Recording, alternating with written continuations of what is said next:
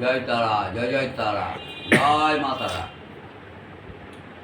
শুনুন, আজকে রুদ্রাক্ষ সম্পর্কে, কিভাবে রুদ্রাক্ষ এলো, কোথা থেকে এলো, এই সম্পর্কে আমি দু চারটে কথা বলছি। এখন হিমালয় পর্বতে যখন শিব ছিলেন আর কি, বিচরণ করছেন, এমন সময়ে ত্রিপুরাসুর রাক্ষস এ কিন্তু শিবের সঙ্গে যুদ্ধ বাসনায় রত হয়েছেন। আর শিব দেখছে যেভাবেই হোক না কেন ত্রিপুরাসুরকে বধ করতেই হবে। আর এই সময়তেই কোনো কারণবশত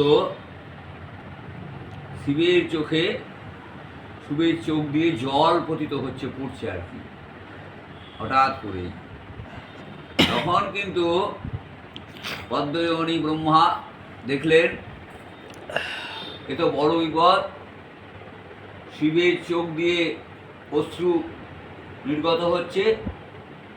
তাই উনি করলেন কি, সেই শিবের চোখে অশ্রু উনি বললেন, তুমি বৃক্ষে পরিণত হয়ে যাও।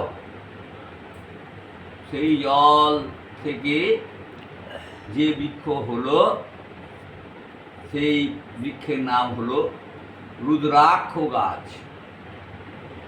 আর সেই রুদ্রাক্ষ গাছের ফল ও ফুল হলো, যে রুদ্রাক্ষ আমরা ধারণ করে থাকি, অনেক ফল পাওয়া যায়। এই রুদ্রাক্ষ হচ্ছে শিবের, শিবের দেওয়া, শিবের থেকে। এটুকুই বলতে চাই। রুদ্রাক্ষ সম্পর্কে অনেক কিছু বলা যায়, অনেক শ্রেণীভাগ আছে রুদ্রাক্ষের। যে রুদ্রাক্ষটা দেখবেন